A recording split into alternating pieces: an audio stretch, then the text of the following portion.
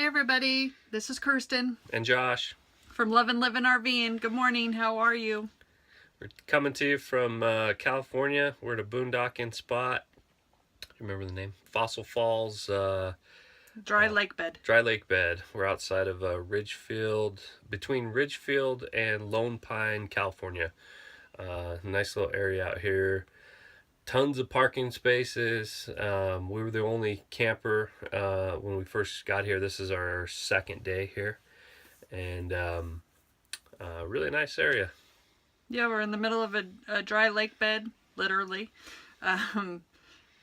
The very first day we were here, it was so windy again. It's like the wind just keeps following us. Yeah, the wind here in California, I guess during the fall, winter time can be kind of unpredictable. And we've been in some pretty high wind areas. So the only thing about that is our slide topper is the main thing. And if we would have known that, we probably wouldn't have opted to have that topper optioned when we ordered our trailer. Money. Yeah, because it was not a standard item. I mean, it's nice to keep leaves and debris and stuff off the slide so you don't have to go up there and sweep it when you bring the slide in and out. But the downside is that topper is deployed every time the slide's out, and it'll sit there and flap up and down when it's windy.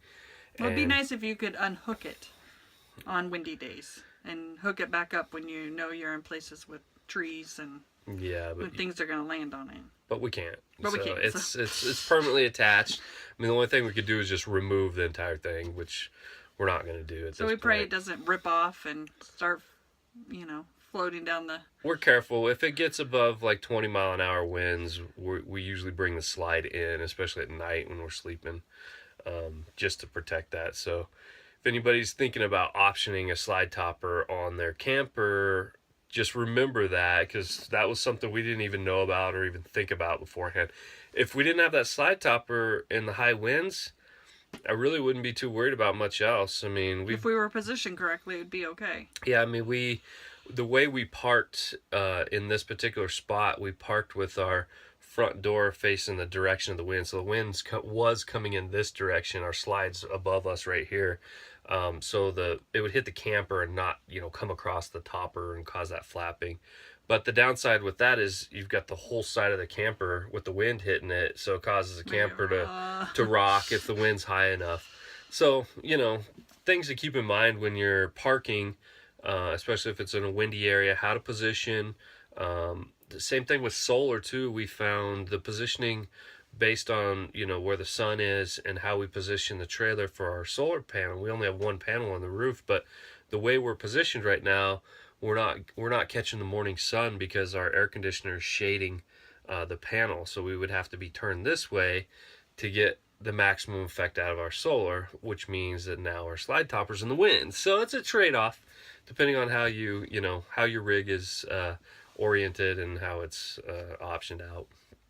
But beautiful area. We took some pictures yesterday. We did a walk. We did 2 walks actually, probably 2 or 3 mile hike yesterday, and checked out the area around here. And there's a campground just down the road from here called Falls Campground. It's a dry BLM campground that's $6 a night.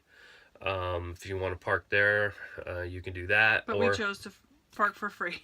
Come out here and park for free. I mean, it's... Why pay $6 when you don't have any hookups anyways? And the nice part about, boondocking or dry camping is there's no established place where you have to park. You can park anywhere, so you're not right next... If you don't want to be next to the person that's in that campground, you don't have to be. You can, drive away. We did have one Airstream come in last night, late at night, and that's the only other camper that we've seen since we've been here.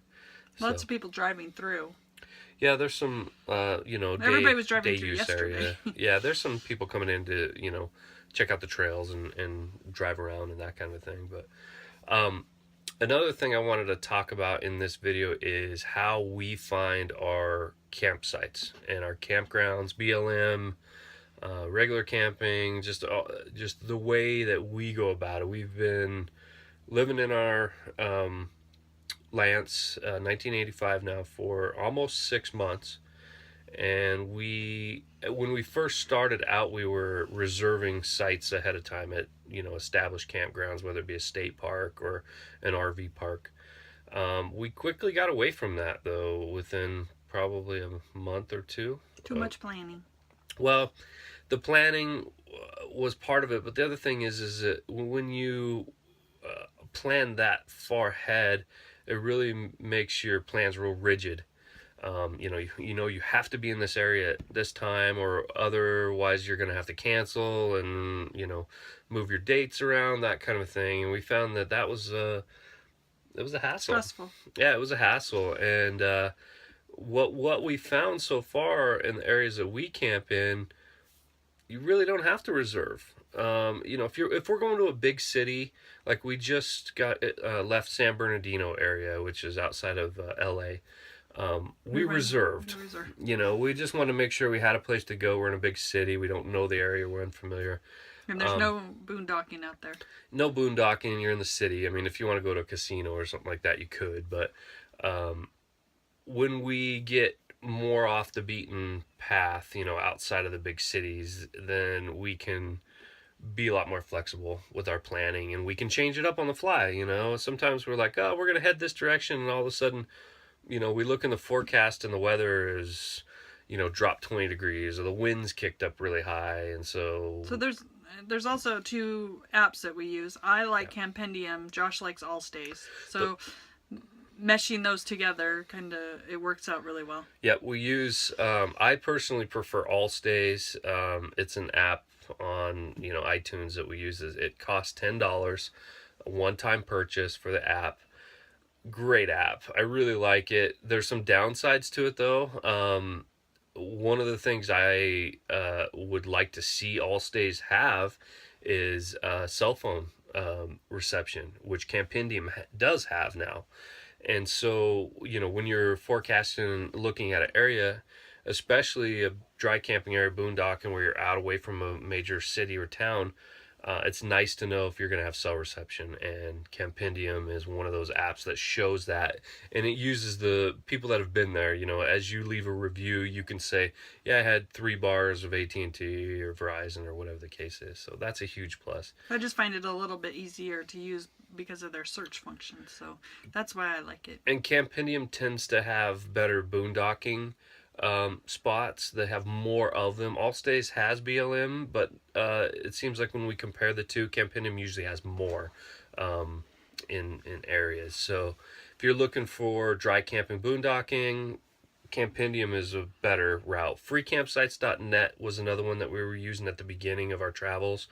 We've gone away from it just because AllStays and Campendium have been more than enough. They've offered more than enough places for us to stay and options that we haven't needed to use, any other apps. But those are the top 3 that we use. So AllStays, Campendium, and freecampsites.net for finding everything, pretty much. RV parks, BLM land, dump stations, propane fill stations, pilots, flying J's, gas stations. The nice thing about those apps is you can filter out what you want to show on there, at least with AllStays. I'm not 100% sure with Campendium if that filters it as well. And it just links you straight to your maps, and so gives you the coordinates, push coordinates, and takes you to the map, so you can get instant directions to where you're going. Yeah, and a lot of times with the boondocking spots like this one, for instance, the GPS coordinates, sometimes they can be conflicting. Like we can, on our Garmin for our GPS, for our truck, we can put in GPS coordinates, but it's not always... It wouldn't accept these GPS coordinates. Yeah, it's a little finicky. Our phones seem to work better putting in actual GPS coordinates versus just an address, because most of the time these kind of spots, there's no address for this. This is just open land, open dry lake bed. You need a GPS coordinate to get there, because like when we were coming in here, the road split and wide off at least 2 or 3 times coming to this area. So we needed to know, and when we're towing the trailer and we're coming into a brand new area that we've never driven in before, you kind of need to know which road to head down, because if you get down the wrong path and you can't turn around, you could run into problems. So Luckily, we haven't had that yet in our travels. I mean, we've been down, every area we've been to has been new to us. It's been an I unknown. think We didn't know what to expect. the place we were most nervous at was at the Parowan Gap. Parowan Gap? That was one of them. That was Yeah, because it was really rutted and muddy. And so. there was some standing water there. But other than that, we've never been put in a predicament that we can't get out of. Yeah, and we're smaller than, you know, a lot of other rigs, so, you know, it's just what you're comfortable with, you know, going off the beaten path, because most boondocking sites are not going to be on a paved road.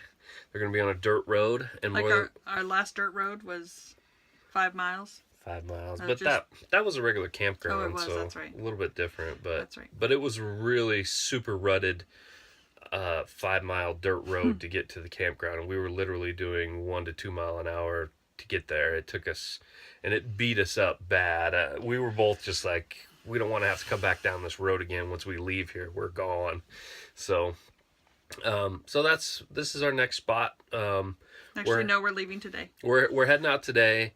We're headed to Lone Pine. We're headed actually to an RV park in Lone Pine, California, so we can dump the tanks and take showers.